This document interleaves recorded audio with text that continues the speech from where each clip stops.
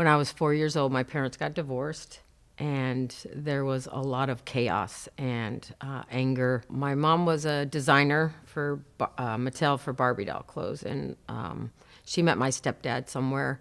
He was an engineer in the garment business, and they started to have an affair. Meanwhile, he was still married to another woman with 2 kids.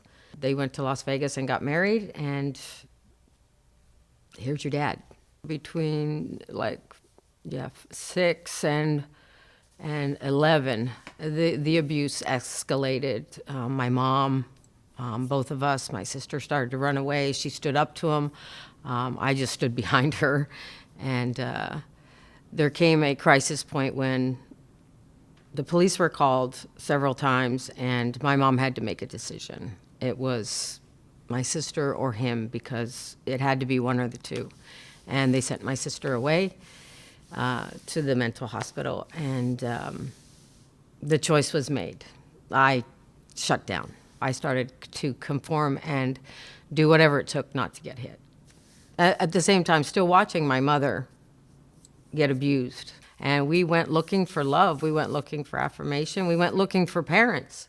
They were older. They were men. I got pregnant, and the first thing that my mother said, well, we're going to go take care of it. It's going to ruin your life. For me, I didn't know anything different. There was no religious training in the background. I didn't know, which led to 2 more abortions before 20 years old. At 28, I had my son, Tristan, and we moved to Miami when he was 5, and it was filled with drugs. I couldn't do drugs without making money and keeping control of them for my son's sake. So that turned into a business, and I didn't do a lot while I had him. But when he was 12, I sent him to his dad, and I started to use drugs like I had never used drugs before. And I was 40. I think I talked to God when I got high the first time on crack. And I said, what's wrong with me? There's something wrong with me. And he said, you think that you're a bad mom. That's all I heard. Well, as the drugs escalated, I lost jobs, apartments. I wouldn't show up for work. Then I couldn't pay my rent, which led to just being wherever somebody would take me in. And that involved sexual, payment. You have to pay rent.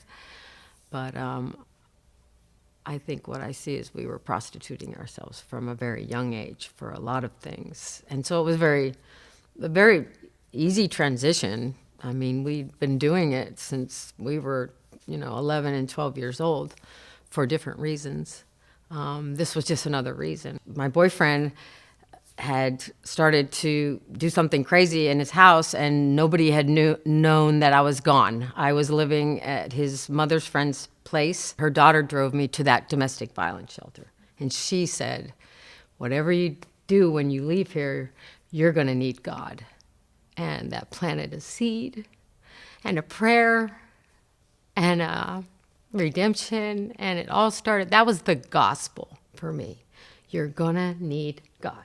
June 13th, 2005, 11 o'clock in the morning, I was about to leave the shelter.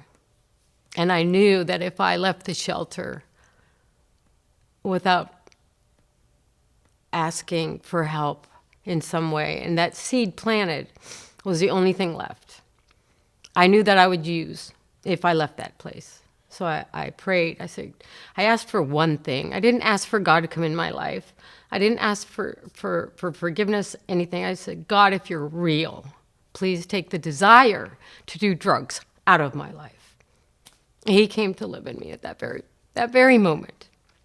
And I had power from on high and a hope.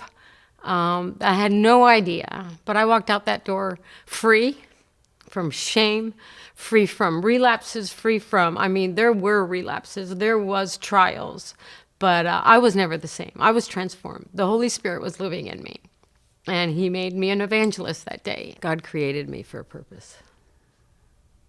The world system and Satan and his enemy tried to destroy everything he created, but God never abandons his creation. I am that, and he has given me his purpose, his will, his law, the delight and joy in him, and I live that every day in a redeemed life, bringing the good gospel hope to anyone who will listen.